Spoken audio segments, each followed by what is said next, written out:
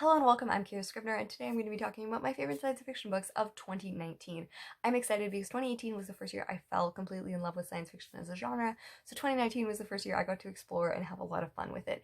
These books range from comics to adult to YA and everything in between that, what it means to be science fiction. So I'm excited to be discussing it, and it's going to be wonderful. First off, we have A Wrinkle in Time. This is a classic fiction book that deals with space and travel and teenagehood and all of the beauty that comes in there. I was really not expecting a whole lot. I watched the really bad 2000s movie a long time ago, so I had like low expectations, but it is one of my friend's favorite book series, so I decided to give it a chance, and I was very, very pleasantly surprised as the character work was actually surprisingly well done for its time range. We have the character of Meg, who is the main character, and she comes off as a little belligerent, but it really discusses how sadness and grief really comes in and changes the attitudes and stuff. And I think that a lot of times, especially like more rough women, aren't necessarily given the time and care into discussing what led them to those attitudes and stuff. And then we also have her love interest, who is great and comes from a neglectful house but is so full of love. And I think the discussions of boys who come from situations that are not great and are just really desperate for bonding and love isn't necessarily shown very good, but also in like a healthy way. Like, he's not needy, but he is definitely very searching for love, which is great. And then we have the younger brother, who is just really intelligent but often misunderstood, and I really just appreciated that. It has a lot of conversation about like philosophy and science, and it was just absolutely lovely. One is coming to you with some spice, with some secret societies, some superheroes, some vampires, bureaucracy, mystery, and British wit. I absolutely love this novel. It is The Rook by Daniel O'Malley. I was like skeptical about it, but Super Pow really, really loves this book, so I finally picked it up after like 2 years, and it is excellent. It is unique in such a powerful way. It follows this woman who doesn't know who she is. She like wakes up with notes, and she pretty much finds that she has no memory at all, and the person who used to reside in this body is now dead, and she is now living this life and no one else knows. And it is remarkably, it is thrilling, it is a mystery, but it also has science fiction, and it is just plain weird and lovely and really, really funny. I don't know how to describe why I love this book so much, but it is just refreshing and lovely. It is, but the characters are weird. Like, we have one of the villains is three people with one mind, like, that controls the minds. We have vampires, and it's contemporary. It's so intriguing. I'm very excited to read the sequel, that is a word, this year, and I might even reread this because there's just a lot going on, but it was just well, and so much like sarcastic British wit. I absolutely like recommend it if you're looking for a very like fresh take. Book I have is Miss Marvel Civil War. This is a beautiful book. I read the first one and I thought it was wonderful, and then by mistake I picked up this one, which is way later, but really, really beautiful and wonderfully put together. And I think the best part of it is the aspect of her conversations with the Civil War, which deals with her being told something that she doesn't agree with. And she has to decide whether she's going to make her mentor, her role model, the person whose name she literally takes, proud, or she's going to do what she thinks is right. And I think that that's a point that people always have while growing up, and even in adulthood as well, because we respect people, we look up to people, and we don't necessarily agree with their decisions. So when do we become our own people? When do we stand up? And when do we make people proud? And I think that is really poignant. There is a beautiful quote that I love that says, "We are all bound up in the people we love, the people who make us who we are. So who am I without them?" And that is really important. Then we also have her going back to Pakistan, which is a really emotional part of the time. The book begins with recounting her family fleeing from India during the separation of Pakistan and India in 1947, and has her as her dreams. And then we see her, whose parents immigrated to the United States her mother was pregnant. And there's this beautiful quote about the fact that she feels separated. And I think that's something that people of minorities, people of immigrants, have a lot of conversation, that they don't necessarily feel like they belonged everywhere or they belonged anywhere their midst. And it says, "This is my heritage, my home, the place I was conceived, and yet I am known here as the kid from somewhere else." And this is such an impactful line. And there's so many scenes and important conversations about this. There's another scene from a boy she knows who said, "But when do we decide to stay?" And I think that conversation is a very nuanced look at immigration as well as refugee and war and conflict in places where there is conflict, where there is war. When do you decide to leave and when do you decide to stay? And that's a conversation. I'm not necessarily the person to answer that question, but I think that reading literature that talks about it, especially in conversation with enjoyable things like superheroes, is really important to have the conversation. So I'm not gonna ramble forever about this, but excellent, excellent. Even if you don't like comics, please just read it. It's wonderful. So I read a lot of books and it goes throughout the year. So whenever I'm making these videos, I look back on my Goodreads reviews to be able to kind of talk well in depth about these books. And I just love the beginning of this review, which literally says, "Before BookTube, before many things, there was one unbridled truth, and that was my love for Marissa Meyer. She's never truly disappointed me."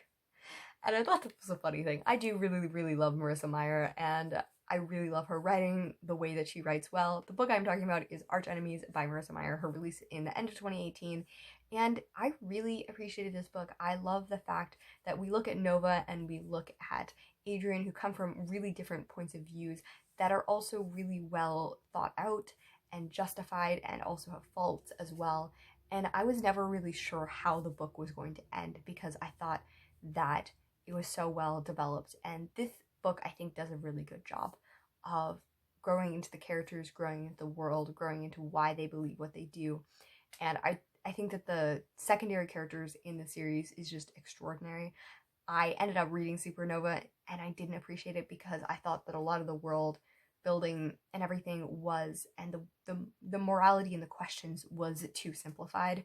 And I think that that's a mistake. Like, I wasn't sure ever how she was going to end it because I thought there was too much right and too much wrong on both sides, and she kind of took the easy way out of that. So she has kind of disappointed me, but it's hard because I still love the book even though I didn't necessarily love every aspect of it, especially the way that it ended. There were so many aspects that I did love.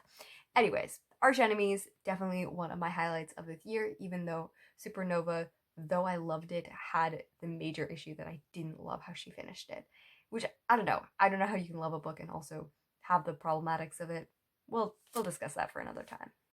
I just love this video because I get to discuss so many books I really, really love. But Mortal Engines by Phillip Reeve. This is a quartet that I read in its entirety this year, and I really, truly love this series. I have had the worst luck with steampunk. Like, it's a genre that I think that I would love, and yet I've hated it so much. But this series really just gave me hope for the subgenre in completion. And this is a series that I really loved. 3 did disappoint me in some of the decisions that were made. Like, the book and everything else was still up to par, but I was just really upset with some of the aspects of where the characters went. But this is a story that I'm going to summarize it by its first line, and it's just the best way to describe it. And that is, it was a dark and blustery afternoon in spring, and the city of London was chasing a small mining town across the dried up bed of the old North Sea. And if that doesn't set a scene, like, what else does? It is an extraordinary steampunk story that deals with much, much in the future when cities have become mobile and they are brutal and they kill people and they eat them, and I don't know all the mechanics of that. However, it is such an interesting world, the world that we see. I love being able to see when Earth and our reality is foreign to something else. I think that is always really interesting. The characters are really well realized. The female characters are great, especially for the series. Beginning in 2001, I was really surprised, especially with the conversation on like the conventions of beauty and a lot of that. And it is such an incredible series. It is an intergenerational story. It has a lot of interesting aspects. The writing is really superb. The world building is off the charts. The humor is great, and I just highly recommend it. It is critically underhyped. Then we have Only Human by Sylvain Neuvel. This is the last book in the Themis Files, and I finished it last January, and this series I think really was one of the series that really cemented my love for science fiction. I love the morality, the philosophy, the conversation around humanity and war, and all the philosophical things of what science and future and the what ifs really come into it, because science fiction in its purest form is really just a conversation of ideas, and this is such a well execution of it. It is again an intergenerational story. The book begins with Rose Franklin, well, the first book begins with Rose Franklin finding herself in a hand of a giant, and then we follow her as an adult as she is studying this one giant, and this book finishes 20 years after the beginning of the second premise. And it is just an extraordinary story.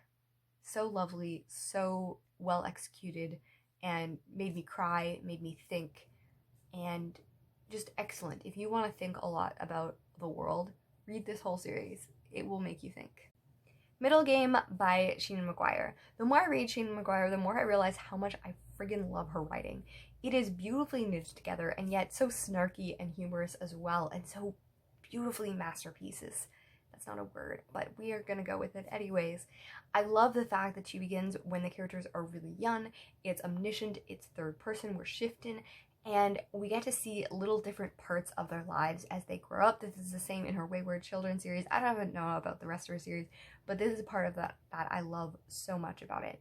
And this is a really gritty, grim look at reality. It deals a lot with sexism, it deals a lot with women in STEM, and has the aspects of mental health and loneliness, but it also has the aspect of alchemy and science fiction. It has the underpinning of sibling relationships and the bonding for friendship and connection, and it's just such a well done story. It follows twins that don't know they're twins as they grow up in separate cities, one gifted with math and one gifted with English and such, and I don't even know how to explain the series, but pretty much we just explore their stories.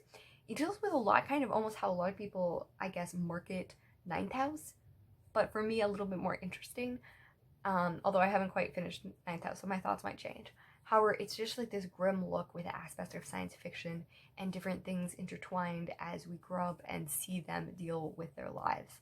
And it's a masterpiece. That's all I have to say.